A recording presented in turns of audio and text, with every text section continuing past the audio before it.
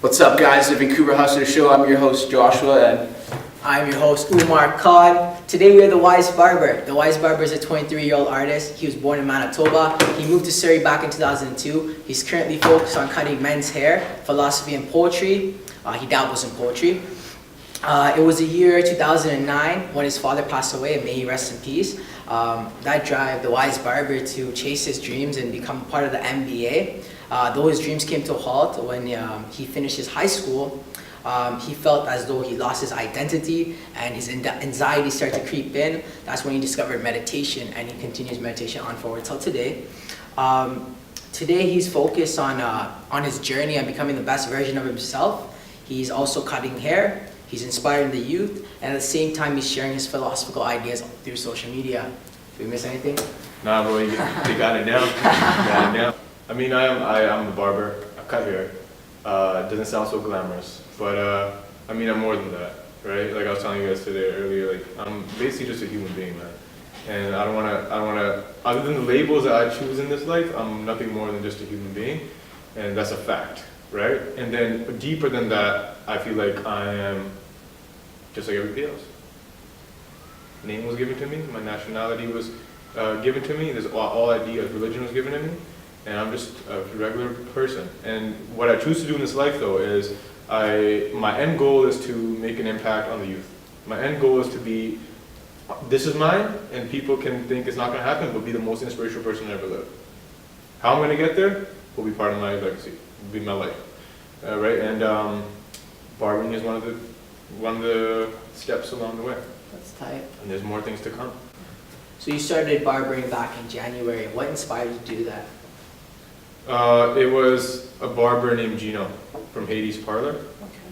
I went to him, got a haircut from him, and we connected instantly.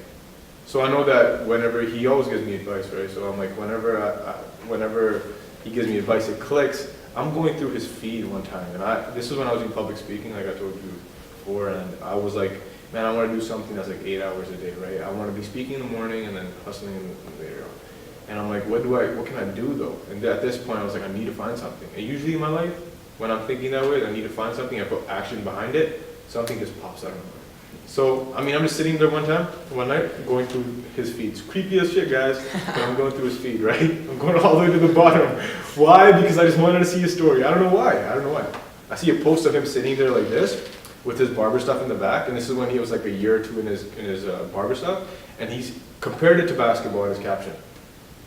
And it made sense. I'm like, and when I stopped playing basketball, one of the things that I had in mind was I need to find something that's just the same thing as this.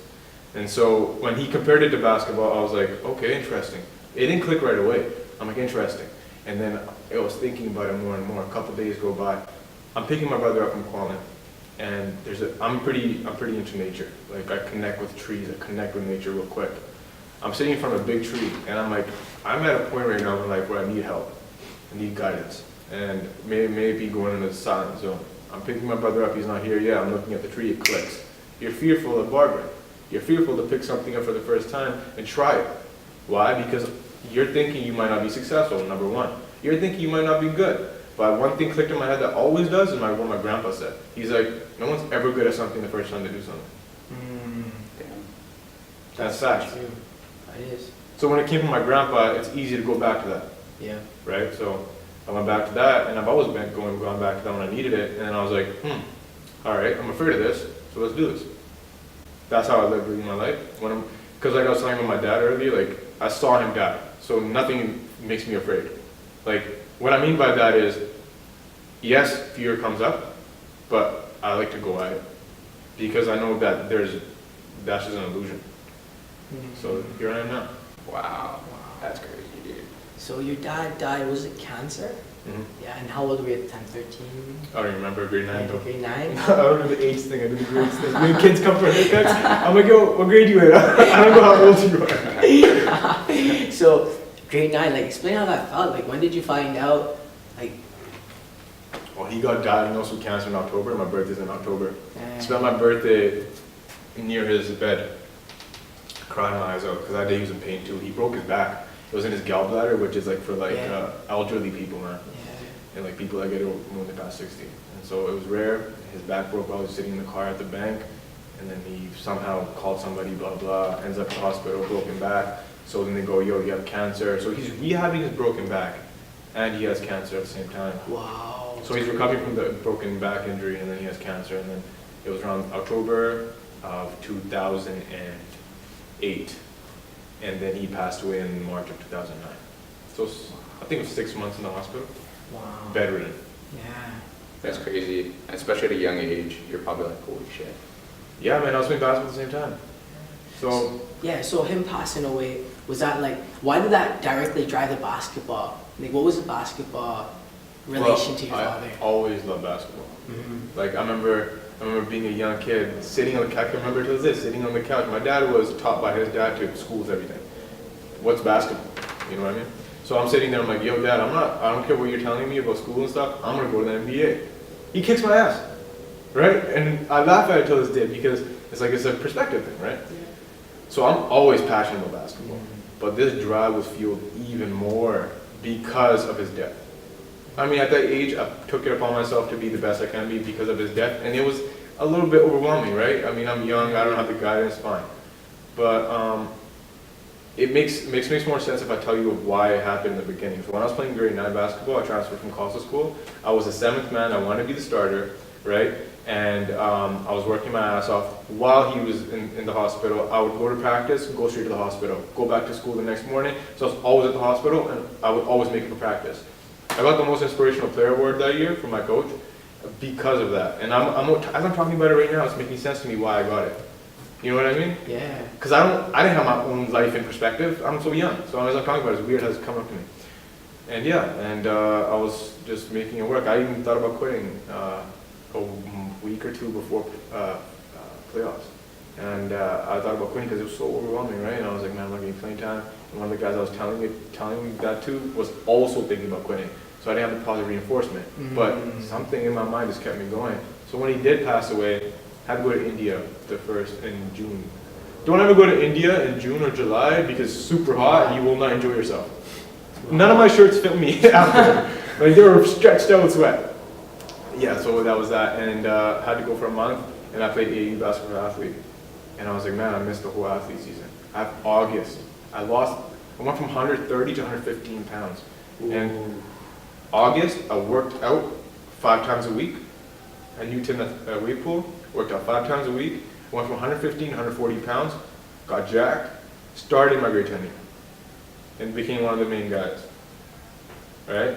And then that year I got awards too for most inspirational. I think I got an All-Star award, but I could be wrong about that. But then after that, my success for basketball was just going up and up, just because I had that motivation. And then what happened after high school that kind of stopped it? Well, after high school, Qualin and Douglas were interested. I had an ego. I was like, man, I don't deserve to just try out. Why aren't any coaches coming to me? And Qualin and Douglas, I need to go to CIS school. U Sports now, but CIS school. And ego got in my way. I went to the open runs. The coaches were interested. I even talked to the Douglas coach after. He's like, yo, we were interested in you, right? And he's like, I'm like, oh, I don't know, whatever. But yeah, so didn't play my first year. Grades were horrible. Like grades were good in high school because I had the motivation of being good in school, so I can play basketball. Below 2.5, UMBC coach wanted me to play for him. Like he wanted to see how not play for him. He wanted to see how I played. He wanted to come to open and run. And then I told him about my grades, and he was like, dude, like this is below 2.5 or 2, whatever.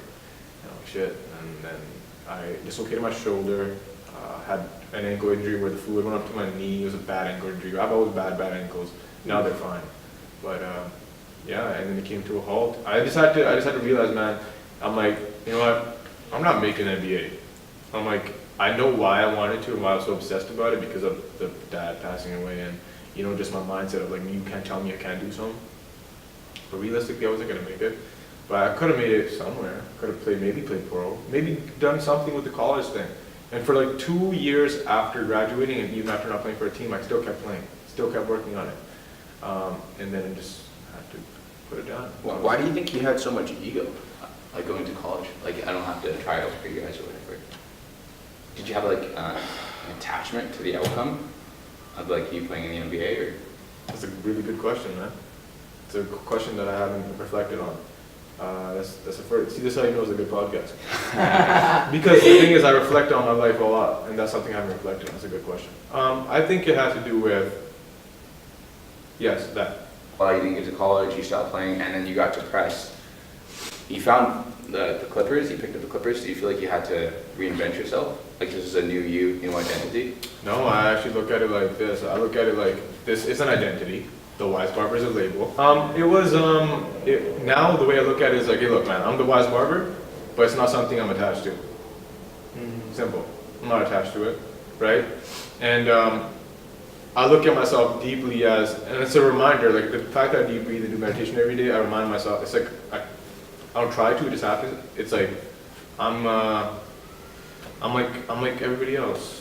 I'm at that point now. I've thought about this before too. I was like, what if I do something like this and I become egotistical about it, you know what I mean? And it's like, I think we all need that practice of like a reminder. Because you can get caught up in it. You can. You for sure can. Like what if I had like 50K followers? Yeah, would it like get to your I head? act different, you know what I mean? Yeah. And it's like, how do you keep yourself the same when you're at like only 5? And that's like my morning ritual. Gotcha, so it just keeps you balanced every day, keeps you grounded. Yeah, man. I like that. Yeah. Pretty cool. So you kind of dabbled on guidance, right? After your father departed, Uh-huh. who did you look for that father figure? I didn't look at one particular person, but it's funny how in life, those people that were there just happen to be there. My coaches, for sure. Shout out to them, man. Umair and Sir Grewal, the co-founders of Athlete Basketball. They started at Toronto, and so they were around me a lot. Rob Rye, till this day, man. Rob, you might call himself Rob Ray.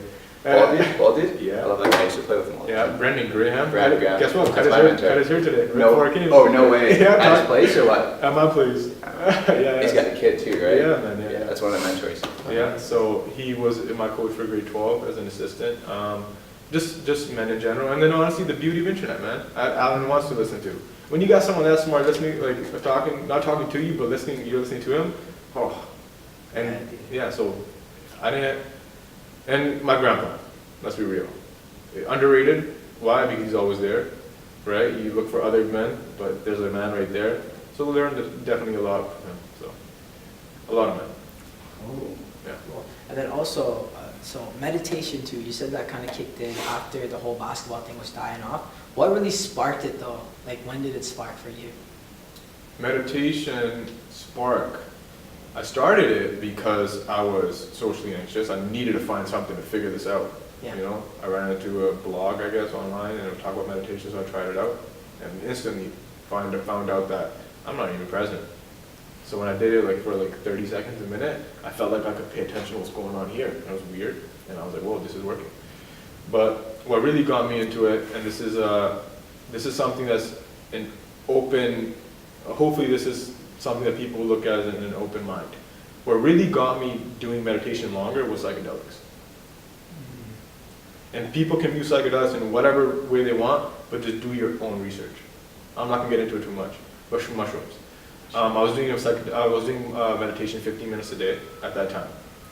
And when I was on mushrooms, something came up in me and it told me, do it longer. So I haven't done mushrooms since then, and I meditate 45 minutes a day. Wow. And I've let go. Wow. What does your meditation consist of? Is it just deep breathing? So in the morning, I got into this type of deep breathing recently. I was doing the Wim Hof method. I still do it, but I used to do it through my mouth. But realistically speaking, if you breathe through your nose, you're bringing in the air through to your mind, down, and then you're letting it out through your body, letting go. So I sit there, I cross my legs, and I go, I do that 30 times, I do 5 rounds of that, right? And that balances me out. That's helped me out a lot. I've started doing that recently. Meditation though, I sit there and I close my eyes, and I just breathe. And I'm not like, all right, I gotta focus on my breath. There's not one point I'm focusing on, it's I'm focusing on the breath going in and out, I'm focusing on the feeling. And I'm not attached to a certain outcome, nothing. I'm just breathing. Wow. So wow. How you time it? You set up a timer or something, or is Got my phone, I go, hey Siri, 45 minutes. That's awesome. Yeah. Because I've tried meditation in the past before with the app Headspace. Yeah. The issue I had was consistency, right? I probably not too long streak, maybe 7 or 8 days. right? But similar to that, I guess, you're just sitting down and breathing, right? Nice. How is Headspace? It's cool. It's really instructional. You kind of put on your headphones and you listen to like the instructions of how to breathe. It was cool, but like I said, the consistency wasn't there, so I didn't actually see any results. Okay. But how long did it take you to actually like see some changes, like direct changes or visible, feelable changes? Damn. I would say right away. Right away. But the drastic ones came with time. And that's exactly like what meditation is like a great metaphor. Not metaphor, what's the right word? But a good comparison to like anything you do in life. You want to get big, bro, you're not going to get big the first time you work out. Yeah. You're not going to get big probably the first month. Yeah. That's, I already knew that going into it. I was like, if the first time I did it, I already felt like it was working.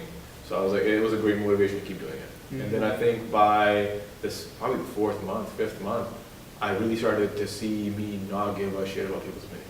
Wow. And when you don't give a shit about people's opinion, yo, the freedom is unreal. Wow. Because the thing about meditation is, right, and this is just my, like, it's not that I'm taking any knowledge, I'm just, from my own opinion, is it's kind of really, like, subtle, right? Because you're just sitting down, breathing, like, sitting with yourself. So, and like, it's hard to kind of comprehend that you just sitting down and breathing, it's going to give you some sort of effect in the long term, right? But I guess the example is, and I heard this from or read this in the book Compound Effect, it's kind of like a tide with like a low current, so it's slow, so you're just floating and your eyes are closed and you don't feel you're moving, but when you open your eyes you see that you've moved so far, right? It's one of those long terms, like you don't see it like in the moment, but you see it, I guess, when you're already deep in it, right? Can you relate to that? Or I want you to explain that again. so it's like you're in a body of water, right? But the current is slow, so the water's passing by slowly. So as you're laying down, you're not actually feeling your movement, right? But you're just closing your eyes, you're just going, you're going, you're going. After time passes by and you open your eyes, you realize how much you've came. Like, Okay, are you talking about one meditation sitting, or are you talking about when it's like no, looking back multiple. after 6 months? Yeah, like after 6 For sure. months, right? For It's sure. one of those things where like you don't see it in the first, No. you don't even see it in the 4 months, but then when you look back to day one, you look at how far you came. Exactly, and if I talk to you right now, where I'm at right now with meditation, I've gone back to just being me. You know what I mean? I was doing the meditation, and I was at a phase of like just being real divine. I had a big beard, afro, I was eating vegan, I was all that. Like I was really getting rid of my ego. And then I realized I gotta love my ego. Yeah. You know what I'm saying? So like, yes, there's a looking back and learning thing, but that's the beauty of meditation. Because the beauty of meditation is like any practice. There's like, let's say I worked out, I would see results after a time, right? Barbering. I started cutting it for like 3 months now, I've improved. Well, that's life in general. It's a great metaphor for life. Like, again, I don't know words, man. I don't know. See, I don't read a lot. Metaphor, analogy, whatever you may call it. But it is a great comparison. But the thing with meditation, which is different from anything else, is the alone time. Have you guys tried a floating before? No. Bro, it's pitch black. You sit there and there's no noise. You're floating in water, 1,000 pounds of Epsom salt, and you hear nothing. And you're in darkness. Total darkness. Hour 30. Shit. So that was a great experience. I've done that once. But that was nothing new to me because I've gone into deep silence before. I've done it every day, 45 minutes. I've also gone into nature, gone away from society. So the thing is, what it does is that relationship with yourself. We forget that we have a relationship with ourselves. Like we have our own thought process. We have our own things that we take in our subconscious mind. And when we sit there and we just let go and just breathe and in silence, it doesn't have to be silence, that's the crazy part, but just to yourself, you realize things that you never realized about yourself before. That's where most of my knowledge comes from. Wow. Just from yourself, from within. Yeah. Wow. I've never tried meditation before, but that's interesting. Yeah, I honestly, at the same time, man, it's not for everybody. Right. You don't have to do it. Of course not. That's the thing. Right? Wow. That's game changing. But that just shows, do you recommend just being alone? Like if you don't want any meditation, just being alone, away from society, away from your phone, away from people, and just being alone by yourself and trying to ground your thought process. For sure, you can't love anybody else. You can't love anything else unless you love yourself first. You need that alone time. Right. That's the love. Definitely. I can relate to that too because back in October, that's when I moved out of my parents' house and moved to BC. I'm actually originally from Toronto, Pickering specifically. But yeah, when I moved here, it's just a lot of time I was discovering who I am, right? Sitting alone. the crazy thing was when I get high, right, it was different. Like obviously the marijuana, nothing crazy, but like back at home when I do it with my buddies, it's a good time. But when I was here, it was like my anxieties would creep in. I'd start to feel sad. Stronger weed, bro. Right? But like I'd start to feel sad. I'd start to think about things that I wouldn't think about. Right? Reflecting back to my parents, my life before. Right? And it was weird. Right? So I think I think what also, and I'm gonna get like more deeper into it, I think what also is that you're around nature more. yeah. If you go around nature, bro, you're instantly, it's pulling you into the moment. Because you think a tree's thinking about what's gonna happen tomorrow? Hell no. You think a deer is thinking about anything like that? No. They don't think about past and future, man. There's a story about a grizzly bear that its child dies, right? And it mourns its death. It circles around it. And this is not something I've seen, obviously. It's a story. It circles it, right? And it mourns its death, and after that, eats it. Because it needs to feed itself. Yeah. You get what I'm saying? Yeah. It's like Attachment's gone, Yeah. right? Mourned its death because that's important. It has an ego. yeah. But then it's like, all right, I gotta sustain myself, and then move on. Wow. Because everything is eternal now. Wow. So when you do outdoor meditation, where do you go? You go into like forests and stuff, or like? Outdoor meditation, if I were to do it outdoors, I would prefer to do it at the beach or outdoors and like the nature and like, I go on hikes and stuff. Okay. Yeah.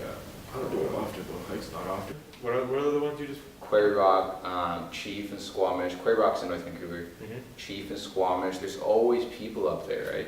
And that's the thing, you can't. And it'd be amazing to find a spot where you're just alone, but sometimes you can't. Lemon Lake, bro.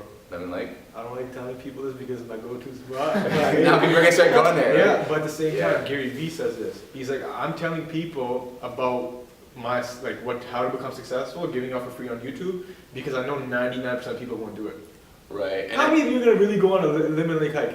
You know how hard it is for me to go to that hike? Like it's a 2-hour drive. I know I'm gonna get rid of my ego. Try going on the hike.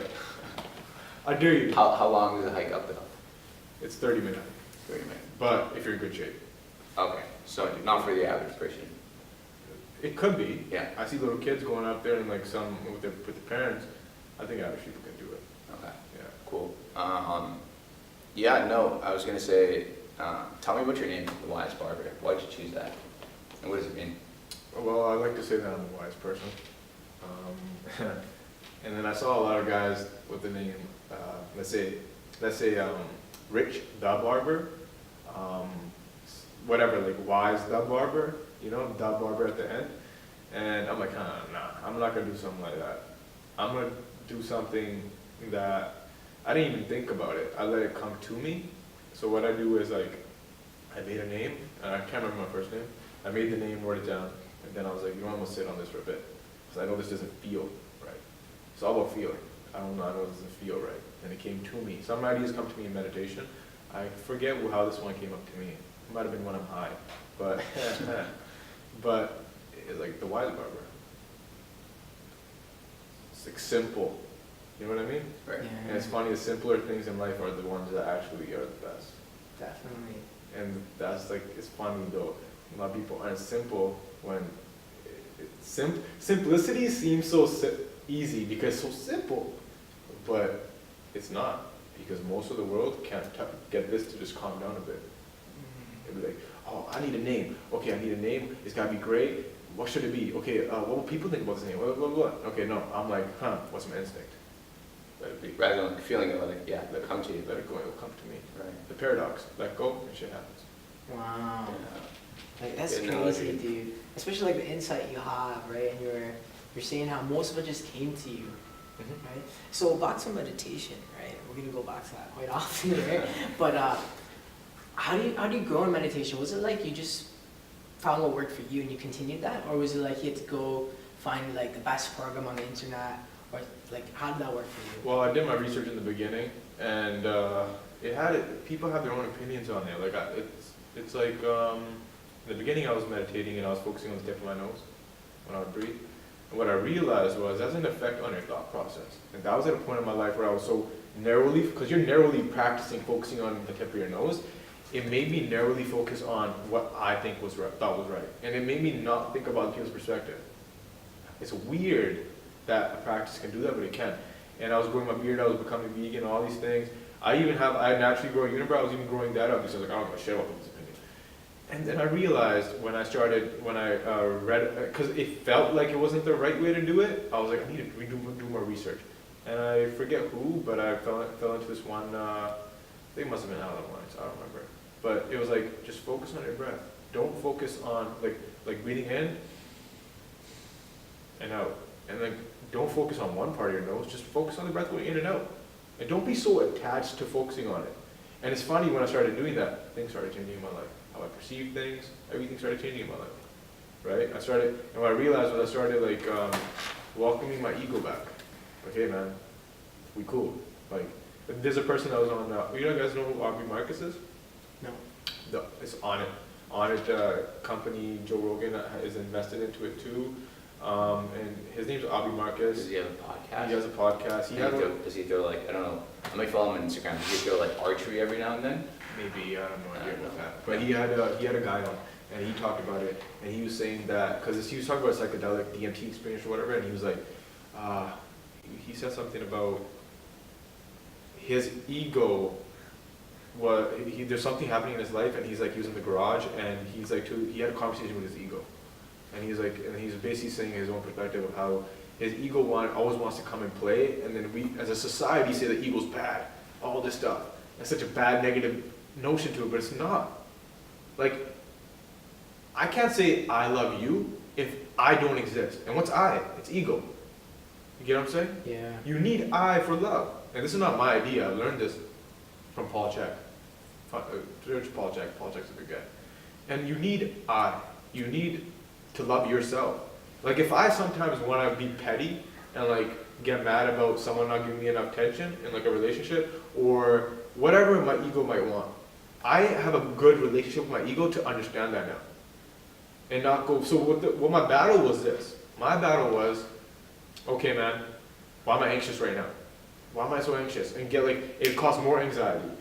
And, or it'd be like, man, why am I being like this? And like judge myself for it. Where it's like, now it comes up in my head where I'm being petty or I'm gonna be a little bit nervous before I came here. It's like, fuck it. That's hilarious. I'm nervous right now. Go with the flow. Don't fight it. Why shouldn't you be nervous before you come here? It's a great opportunity for you. You know what I mean?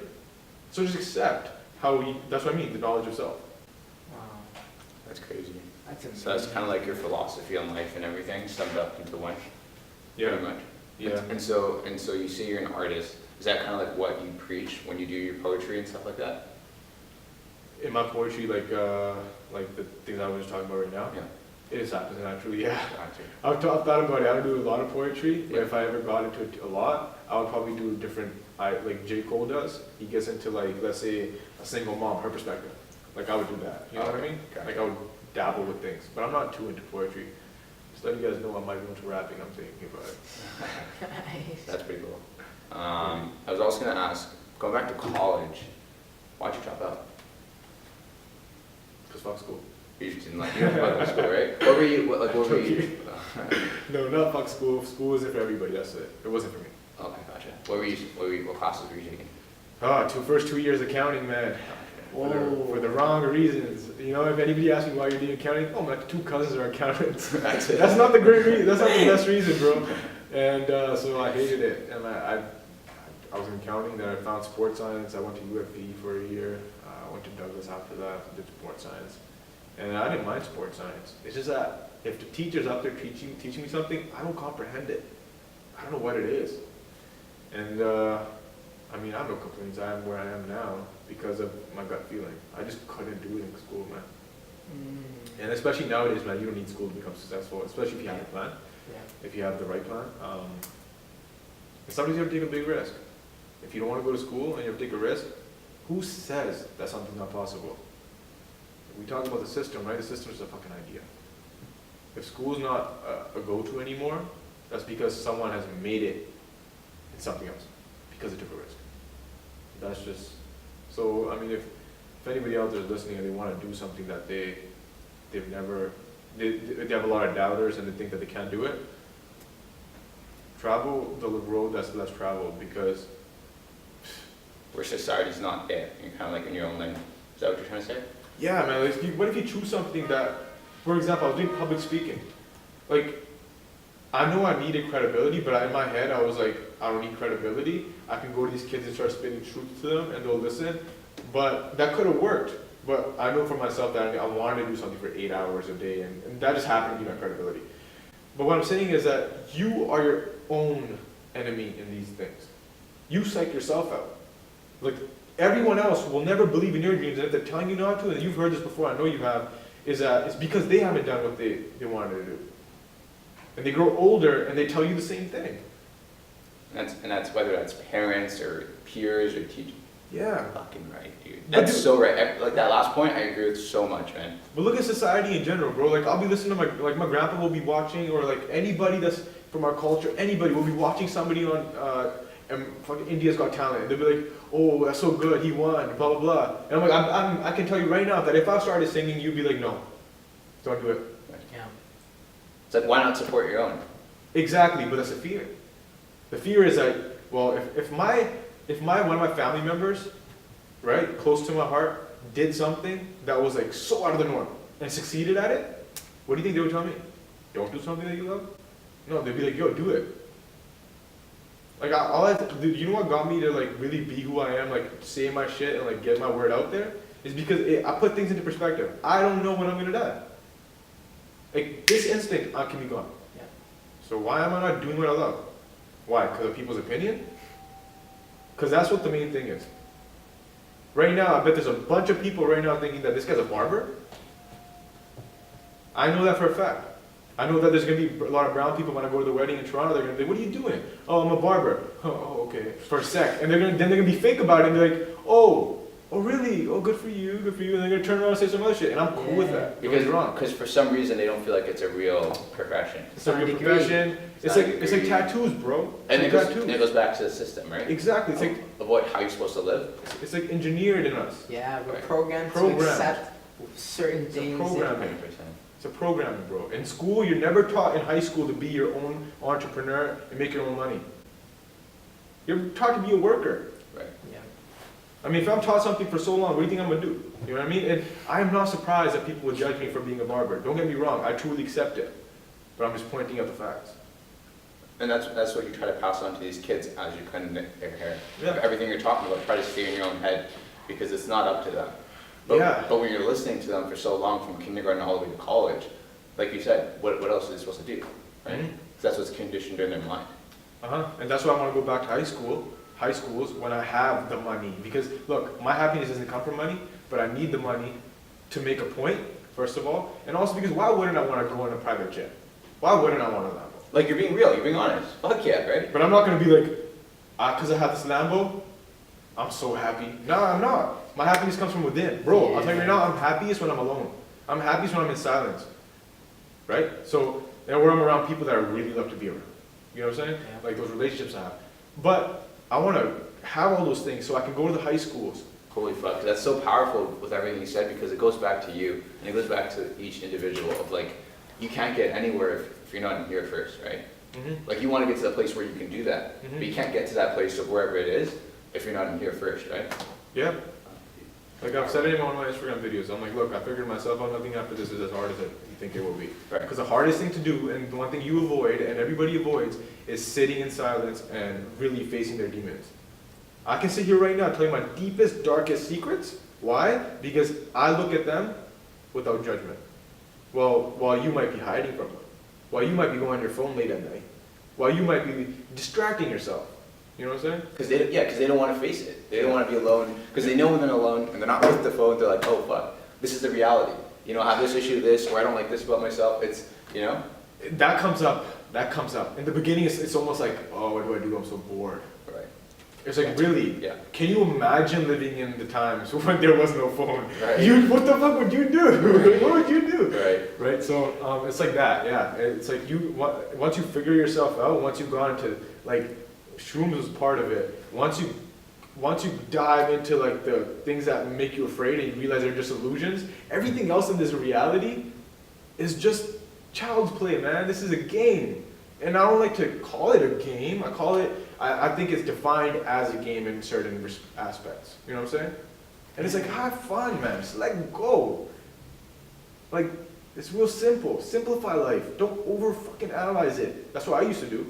And people will be listening to me right now and be like, he must have over analyzed it and then came to this conclusion. No. No. No. I paid attention. Right. I just paid attention. That's why I go to nature, because nature doesn't lie. Right? Like, everything you see in this world, right? You see these buildings and stuff like that, they're all here for a reason. I'm not against this stuff. This is the yin and yang to life. I want nature and I want this to thrive. Like the buildings, I want this to be part of life. But I'm not going to get any answers from looking into the eyes of somebody who's also hurt. I might get their reality, I might get their perspective, but I got to go look at a tree. I got to be around mountains, around water, because that stuff, Osho said this. He said, water doesn't think, oh, I got to go to this side of the shit, I got to go here. A tree doesn't think about, oh, I got to collect this sunlight and make all this. Well, we're sitting here over contemplating. Look, there's benefits to that, don't get me wrong, because trees, they don't necessarily, they haven't made clothes from themselves. They don't, like, for example, a wolf. That's where we're more progressed as a society. That we came from that, so we came from that jungle to this jungle because we're smarter. But along the way, we got caught up in this jungle and became so caught up in this that we forgot that that's actually reality. Sure. You know what I'm saying? Yeah. We'll go listen to Jay-Z's song, Welcome to the Jungle. It's not right after this. Wow. And it's nice, dude. It's nice being around nature, man. Like whether it's being in the mountains or by the lake or just outside. Yeah, like man. It feels good. Yeah. You know what I mean? Just Yeah. turn off your phone or whatever and just be with friends, or even you have your phone on. It just feels nice to be outside, you know, away from everything. You know, but yet we don't take time to do that. We don't. Right. Someone asked me, so where do you want to go in your life? Like, where do you want to travel to? First thing that comes to my mind is Tibet, because I want to see that, like how the monks do things and stuff like that, because that's like what I want to see. But second is, maybe first, I don't know, New York. And so I'm like, huh? Tibet and New York, yin and yang, bro. There's a beauty in the buildings. That's the art we made. Yeah. But dude, don't get me wrong. There's art that was made by some other kind of energy, man. And I cut hair, right? And someone will be like, I want it like this, I want it structured, all that. No one goes into the nature and like fucking trims the bushes. We look at nature and the way it is and we go, that's beautiful. Right? Wow. Yeah, man. I see. I don't know if you're trying to like share the message that like we've groomed ourselves so much as a society to impress others when something in its natural form is just so much more beautiful. It It is. goes back to simplistic, right? It is, yeah. Like when I had the beard and I had the long hair, I was telling my brother, I was like, yo, I look better like this, right? And I felt like I did look good like that too. He's like, yo, man, girls still thought you were fucking fine when you had the big beard and like the afro going on and shit, right? And I'm like, yeah, you're right. But see, the thing is, like, that's the thing. Women see beauty more than men. That's just facts. Women are more tuned with their feminine side. And now you're bringing me to what actually the thing is. Women and men both have to get tuned with their masculine and feminine side. Women are more feminine, men are more masculine. Men can be feminine too. They got a feminine side to them. The reason why you dress the way you dress and all that stuff, you like the way your hair is done, all that stuff, it's a feminine side. Yeah. You're telling me that I don't want to fucking cry sometimes and I'm not stressed out and I don't want to fucking let my... If I tell you right now that I haven't cried since my dad's death, I'm fucking lying, right? Like, I've cried. I've cried every single month, like once at least. And that's part of being a man. A man, like in one of my videos I said this recently, like a man is tender and he's also aggressive. Mm-hmm. A woman is like, they're warriors now, they're working hard, but they also got to be tender too. So I think as society, and this might be going off topic from what we were initially talking about, it ties into that. It ties into everything that I'm basically talking about. Is that if as individuals we become more balanced, everything changes. And this is my idea. My idea is this. When you're sick, the gut bacteria in your stomach, right? Science has proven this. The gut bacteria in your stomach, the bad bacteria takes over. And so you take an antibiotic and it takes away everything, wipes everything out. But that's not necessarily good for you because it takes the good bacteria away too, and the bad bacteria.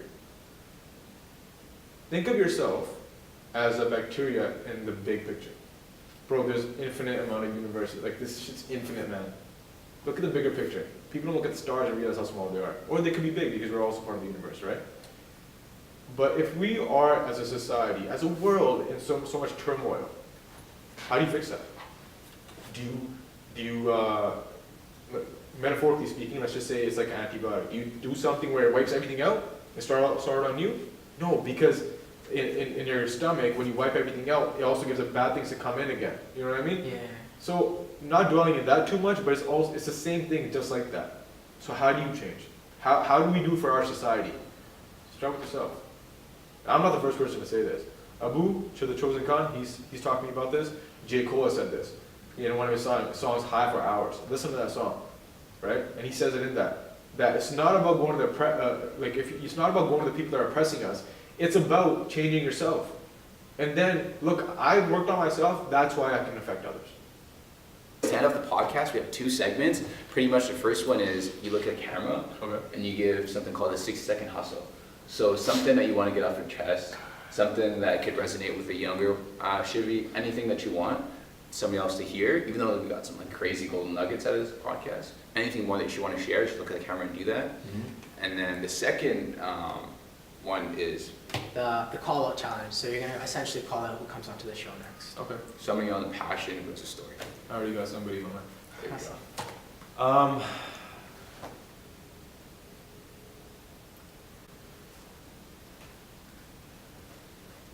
Life's overwhelming. There's so much going in your head right now. You might not even know that you yourself, idea of yourself, is made up, and that could be something you don't comprehend at the moment. I know you don't. But as long as you're doing something that's making you a better version of yourself, may it just be cleaning up your diet, you're on the right path. You don't have to look at me and say, oh, he got here. I've been on this thing for like a while, and I'm being a better version of myself every single day. As long as you're doing just one thing right now that you feel like you should be doing, like waking up earlier or going to sleep on time, for example, it'll drastically change your life. And then if you get on that kind of like pattern of things where you're just doing things that are good for you, trust me, you'll find yourself to be a better version of you. And that's essentially what you're trying to do.